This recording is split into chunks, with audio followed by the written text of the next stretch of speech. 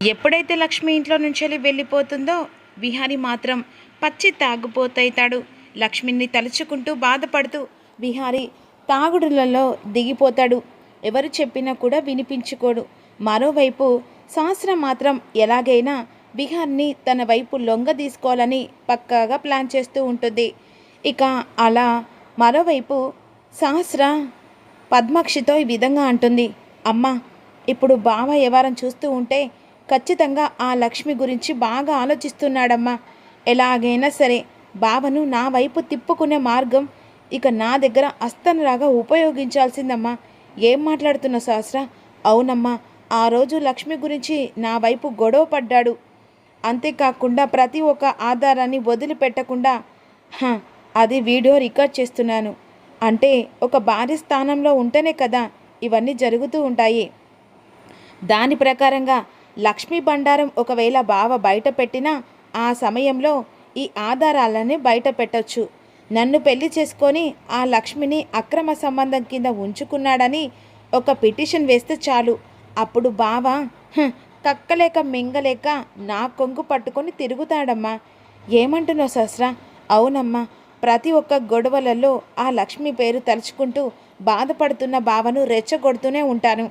అప్పుడు మాకు ఇద్దరి మధ్య ఆ లక్ష్మి గురించి గొడవ వస్తూ ఉంటుంది. అప్పుడు ఆ ఆధారం ప్రకారంగా నేను బావను బ్లాక్మెయిల్ చేస్తూనే ఉంటాను. బావ బ్లాక్మెయిల్ చేసిన దానికి ఖచ్చితంగా నాకు లొంగిపోతాడు. అప్పుడు నేను బావను ఖచ్చితంగా నా కొంగు కట్టేసుకునే తీరుతాను. ఎన్ని రోజులు లక్ష్మి ఉందని బాధపడ్డాను. లక్ష్మి వెళ్ళిపోయిన తర్వాత కూడా బావ ఏం మాత్రం కూడా మారలేక దాని పేరే తలుచుకుంటూ బాధపడుతూ తాగుతూ ఉన్నాడు. అలా ఎలా ఊకుంటానమ్మా? అమ్మ సహస్ర, ఇప్పుడు నీ లెక్క ప్రకారం చూస్తుంటే నీకు 5 నెలలు పడ్డాయి. శ్రీమంతం జరిపించాలి. ఇది కూడా నాకు సపోర్టుగా జరిగిపోతుందమ్మా. ఏంటే ఏమంటున్నావు? నువ్వు ఏం చేస్తున్నావో నాకు అర్థం కావట్లేదు. అవునమ్మా, శ్రీమంతానికి పంతులు కానీ పిలిపించి ఇక ముహూర్తం పెట్టించు. శ్రీమంతం టైంలలో ప్రతి ఒక్కరు చుట్టుపక్కల బంధువులు మిత్రులు ప్రతి ఒక్కరు అంటారు. అప్పుడు ఖచ్చితంగా ఆ శ్రీమంతంలో బావ నా పక్కన కూర్చోలే. అంతేకాకుండా అందరికి కూడా అర్థమైపోతుంది. అప్పుడు బావ నా మెడలో 3 ముళ్ళు వెయ్యలేదని ఎంతమందికి చెప్పినా వాళ్ళు వినిపించుకోరు. ఎందుకంటే ఆ కడుపు బావ ద్వారానే వచ్చింది, శ్రీమంతం కూడా జరిగిందని పచ్చిగా నమ్ముతారు. ఇది కూడా మనకు ఫేవర్ అయిపోతుంది కదమ్మా. అవునే, నువ్వు చెప్తూ ఉంటే అది నిజంగానే అనిపిస్తుంది. ఇక ఎలాగైనా సరే పంతులు గారిని పిలిపించి ముహూర్తానికి ఖచ్చితంగా శ్రీమంతం ముహూర్తం పెట్టిస్తాను అనే విధంగా అన్న తర్వాత, చూస్తాను బావా, ఎన్ని రోజులు దాన్ని జపం చేస్తూ నువ్వు ఇలా బాధపడుతుంటావో నేను చూస్తాను అనే విధంగా సహస్ర అనుకుంటుంది. ఇక మరోవైపు లక్ష్మి కోసం అని అలా డ్రింక్ చేస్తూ ఉంటాడు కదా. తెల్లారిపోతుంది. వెంటనే పండు కాఫీ తీసుకొని వెళ్ళిపోతాడు. బాబు కాఫీ బాబు అంటుండగా, వద్దు పండు, నాకు కాఫీ వద్దు. నేను ఈ బాధను తట్టుకోలేను. నాకు మందు కావాలి. నేను మందు తాగుతాను. ఏంటి బాబు, ఏం మాట్లాడుతున్నారు? మీరు మందు తాగడం ఏంటి బాబు? నిన్ననే చాలా తాగి దారుణంగా తలకు కూడా దెబ్బ తగిలింది. వద్దు బాబు, దయచేసి అర్థం చేసుకో. పండు తెస్తావా? లేకపోతే నేను ఏం చేసుకుంటానో నాకు తెలియదు. లక్ష్మి గురించి నా బాధను మర్చిపోవాలంటే ఈ కాఫీలు ఏది నాకు అవసరం లేదు. నా బాధను నేను మర్చిపోవాలంటే నాకు కావాల్సింది తీసుకొచ్చిస్తావా లేదా అని గొడవ చేస్తూ ఉంటారు. ఏమైంది పండు, ఏం జరిగింది అని యమునమ్మ వస్తుంది. అమ్మ యమునమ్మ, ఇక విహారి బాబుకు మందు కావాలని గొడవ చేస్తున్నాడమ్మా. ఏంటి విహారి, అసలు ఏం చేస్తున్నావో అర్థమవుతుందారా? ఒకప్పుడు విహారి ఎలా ఉన్నాడు, ఇప్పుడు ఎలా ఉంటున్నాడు? లక్ష్మి కోసమని ఇలా తాగుతూ ఉంటే ఏదో ఒకరోజు లక్ష్మి తిరిగి మన ఇంటికి వస్తే నీ వాలకం చూసి తను ఎంతలా బాధపడుతుందిరా. తను ఎక్కడుందా మళ్ళీ తిరిగి రావాలంటే, నువ్వు తనని ఇక పట్టుకునే శక్తి రావాలంటే నువ్వు ఇలా తాగుతూ ఉంటే లక్ష్మి నీ దగ్గరికి వస్తుందారా? ఎందుకురా రోజు రోజుకి ఇలా బలహీనంగా తాగి ఇలా అసలు ఏం అర్థం కావట్లేదు నాన్న అని బాధపడుతూ ఉండగా, మరోవైపు లక్ష్మి అలా తనకి 4వ నెల పడుతుంది. తను అలా రోజు రోజుకి ఇక బాధను దిగమింగుకుంటూ తన మనసులో బాధను ఎవ్వరికీ చెప్పుకోలేని పరిస్థితులలో అలా దేవునికి మొక్కుతూ కాలం గడుపుతూ ఉంటుంది. తులసి కోటకు పూజ చేస్తుండగా అదే సమయానికి ఎక్కిళ్ళు వస్తూ ఉంటాయి. ఆ ఎక్కిళ్ళ టైంలలో ఇక అదే సమయానికి తన కడుపును పట్టుకొని ఇలా చూసేసరికి ఇంకా ఎక్కువ ఎక్కిలవుతాయి. తలుచుకున్న విహారి ఒక్కసారి ఎదురు పడతాడు. విహారి గారు, లక్ష్మి, వచ్చాను లక్ష్మి. నువ్వు నన్ను తలుచుకుంటున్నావని తెలుసు, నువ్వు లేకపోతే నేను బ్రతకలేనని కూడా తెలుసు. అలా ఎలా వదిలేసి వచ్చావు? నీ మనసు ఎలా ఒప్పుకుంది ఈ విహాన్ని వదిలిపెట్టి నువ్వు ఇంత దూరం రావడానికి? వద్దు లక్ష్మి, నిన్ను వదిలి నేను ఉండలేను, నిన్ను వదిలి నేను బ్రతకలేను లక్ష్మి. పద, నాతో రా, ఇంటికి వెళ్ళిపోదాం. నువ్వు లేని జీవితం నేను ఎలా బ్రతుకుతాననుకుంటున్నావు? నువ్వు లేని క్షణం నేను నాతో చావే మరణం. ఆ చావు కూడా నా వెనకాల నువ్వుంటావని నాకు నమ్మకం.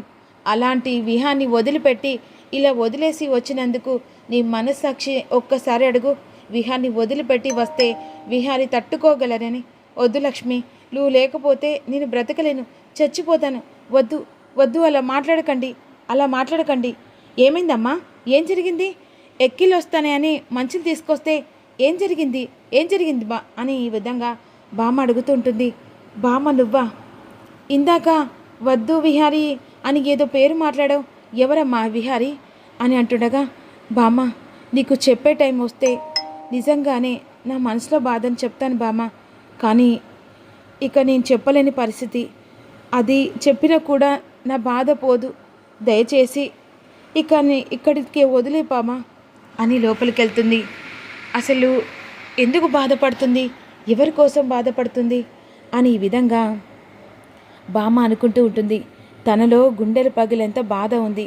ఆ బాధ ఎప్పుడు బాధ బయట పెడితే అప్పుడే ఆ దేవుడు కూడా తన వైపు జాలి కరుణ చూచి తను సంతోషంగా ఉండేలా చేయాలి భగవంతుడా అనే విధంగా ఇక బామ్మ అనుకుంటుంది. లోపలికెళ్ళి లక్ష్మి ఏడుస్తూ ఉంటుంది. విహారీ ఎటు చూసినా విహారీ తనని ప్రశ్నిస్తూ, వదిలిపెట్టావని అడుగుతున్న ఆ ప్రశ్నలు చెవులల్లో తూట్లాగా పొడుస్తూ ఉంటాయి. ఇక మరోవైపు పంతులు గారు పద్మాక్షి పిలిచినట్టే వస్తారు. అమ్మ పద్మాక్షి అని చెప్పేసి పిలుచుకుంటూ లోపలికి వస్తారు. రండి పంతులు గారు, రండి, కూర్చోండి. అమ్మ కబురు పంపారు, ఎందుకమ్మా? ఏం లేదు పంతులు గారు, నా కూతురికి 5వ నెల పడ్డది. శ్రీమంతం ఎప్పుడు జరిపించాలని ముహూర్తం చూడడానికి పిలిపించాను. ఓ బేసిక్గా అమ్మ, చూస్తాను, ఒక్క నిమిషం. శుక్లం ప్లస్ భద్రం, ఓకే, పాడ్యమి తదియ.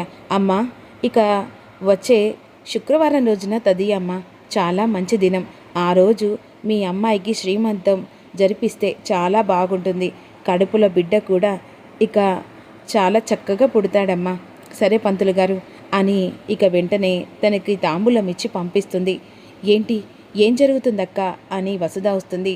ఏం లేదు, మళ్ళీ శుక్రవారం నాడు ఇక సహస్రకు శ్రీమంతం ఏర్పాట్లు. ఏంటక్క, ఇప్పుడు ఇంట్లో లక్ష్మి కనిపించట్లేదు, ఇక విహారీ అటు చూస్తే అలా ఉన్నాడు, నువ్వు ఇప్పుడు శ్రీమంతానం అంటున్నావు, తర్వాత చేయొచ్చు కదా. అంటే వీళ్ళందరి బాధల కోసం నా కూతురు ఆనందాన్ని దూరం పెట్టి వీళ్ళతో పాటుగా ఏడవమంటావా? అయినా లక్ష్మి ఏమవుతుంది ఇంటికి? ఆఫ్టర్ ఆల్ అది పని మనిషి కోసమని నా కూతురు ఇక తన సంతోషాన్ని దూరం పెట్టి ఇప్పుడు ఆ లక్ష్మి కోసమని మీరు కాకుండా మేము కూడా ఏడవాలనుకుంటున్నావు వసుధ?